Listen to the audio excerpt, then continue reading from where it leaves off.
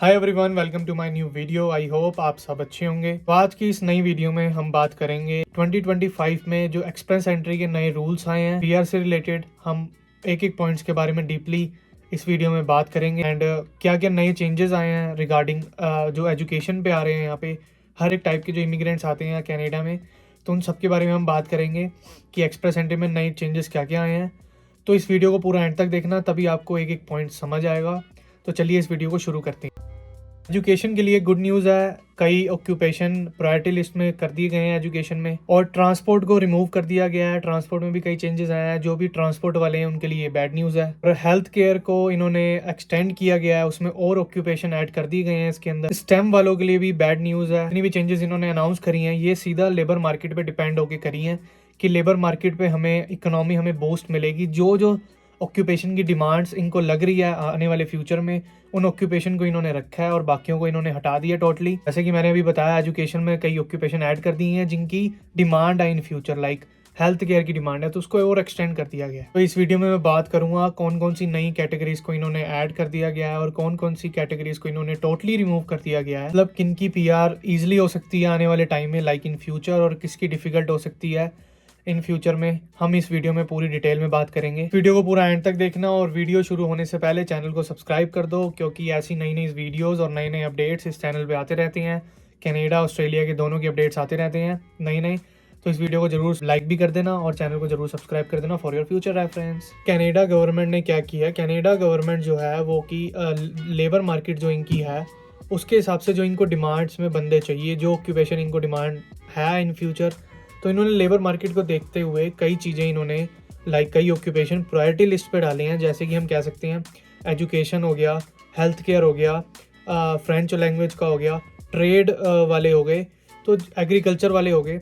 तो इन्होंने इनको प्रायोरिटी लिस्ट में डाला गया है। तो इनका ड्रॉ होता है वो प्रायोरिटी बेसिस पे होता है। इस ड्रॉ में जो एलिजिबल होता है, लाइक जो प्रायोरिटी लिस्ट में हमारे ऑक्यूपेशंस हैं, ड्रॉ में जो एलिजिबल होता है उसके लिए एक बड़ी एडवांटेज होती है कि उसको जो पीआर के लिए जो सीआरएस स्कोर चाहिए होता है वो बहुत लो चाहिए होता है, तो उसकी पीआर होने की पॉसिबिलिटी जो है वो इंक्रीज हो जाती है। ये कह सकते हैं इसका मतलब कि अगर आप इन सारी लिस्ट में, जितनी भी लिस्ट मैंने बताई हैं, कितने भी ऑक्यूपेशन जो प्रायोरिटी लिस्ट में है, अगर आप किसी में से भी एक में एलिजिबल हो तो आपकी जो पीआर होने की पॉसिबिलिटी है इन फ्यूचर वो आपकी बहुत इंक्रीज हो जाएगी।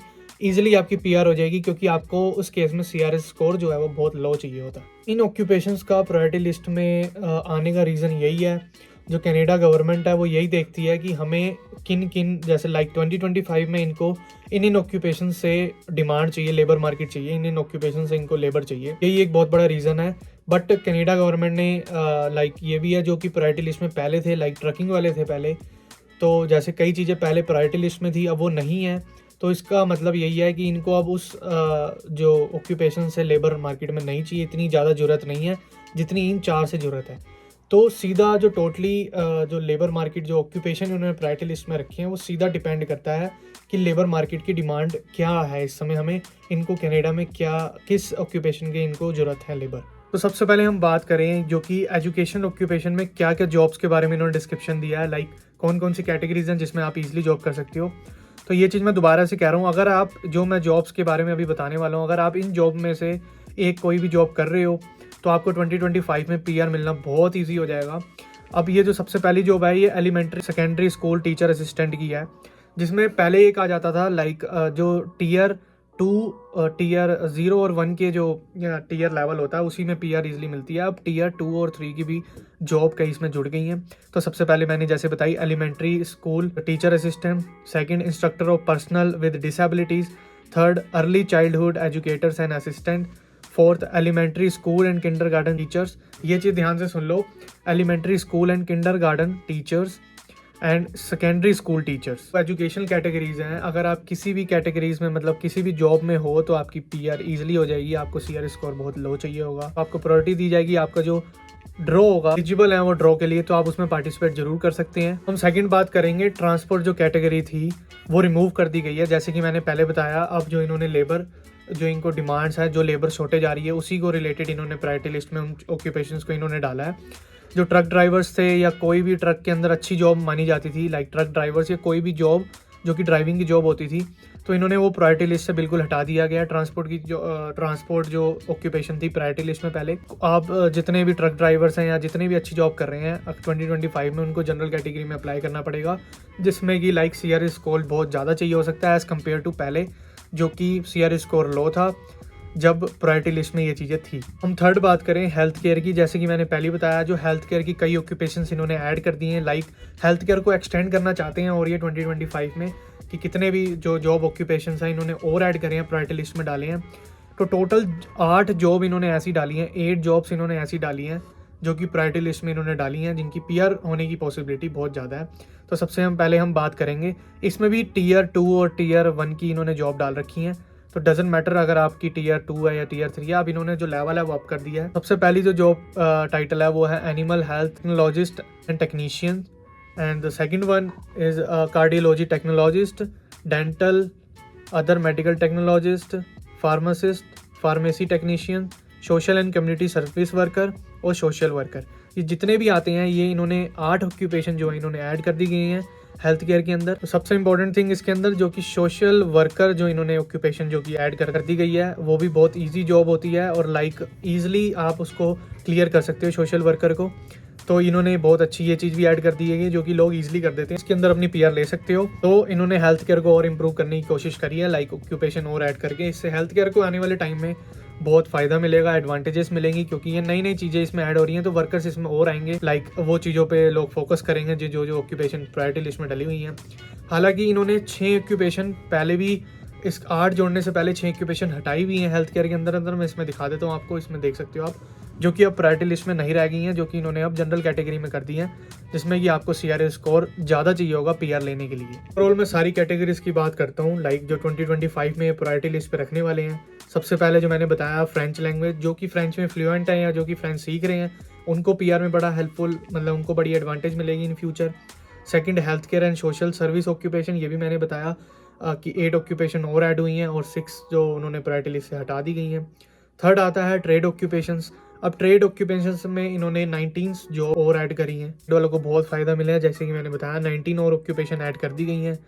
तो लाइक इसमें बहुत सारे ऑक्यूपेशंस आते हैं जो कि पर्सन कर भी रहे हैं, जो कि लोग कर भी रहे हैं।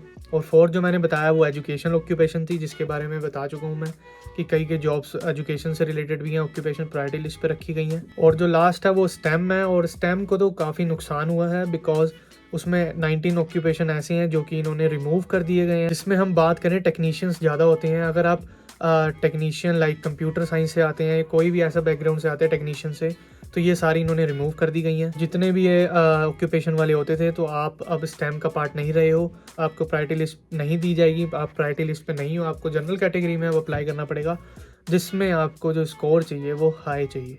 तो स्टेम में देखा जाए काफ़ी सारे चेंजेस किए गए हैं, अधिकतर तो वैसे सब में चेंजेस करे गए हैं, बस स्टेम को सबसे ज़्यादा डिसएडवांटेज होगी जो स्टेम वाले हैं। ओवरऑल अगर मैं कंक्लूजन की बात करूं तो यही है कि लाइक जो फर्स्ट ऑक्यूपेशन थी एजुकेशनल ऑक्यूपेशन, उसमें कई सारे चेंजेस आए हैं, कई सारे एडवांटेजेस आई हैं स्टूडेंट्स के लिए या कोई भी PR अप्लाई करने वाले एजुकेशन से रिलेटेड।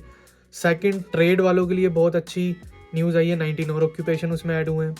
थर्ड, स्टेम वालों की कई सारे जो ऑक्यूपेशंस थे वो हटा दी गई हैं, तो स्टेम वालों को सबसे ज़्यादा डिसएडवांटेज होगी इस साल।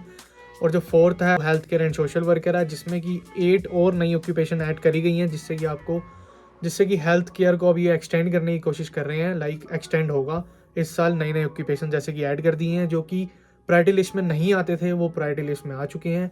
तो जो इन ऑक्यूपेशंस में काम कर रहे हैं के लिए बहुत फ़ायदा होगा, बहुत सारी बेनिफिट्स होंगे 2025 में। ओवरऑल इससे यही पता लगता है कि कोई भी 2025 में PR लेने वाला है तो उसको इन ऑक्यूपेशंस को ज़रूर देखना चाहिए। अगर वो इस ऑक्यूपेशंस में हैं ऑलरेडी या काम कर रहे हैं या सोच रहे हैं काम करने की, तो उनको बड़ा बेनिफिट मिलेगा। लाइक अगर आप एजुकेशन बैकग्राउंड से हैं तो आप एजुकेशन सेक्टर में देख सकते हैं कि आपकी कौन कौन सी जो जॉब्स हैं वो प्रायोरिटी लिस्ट में है।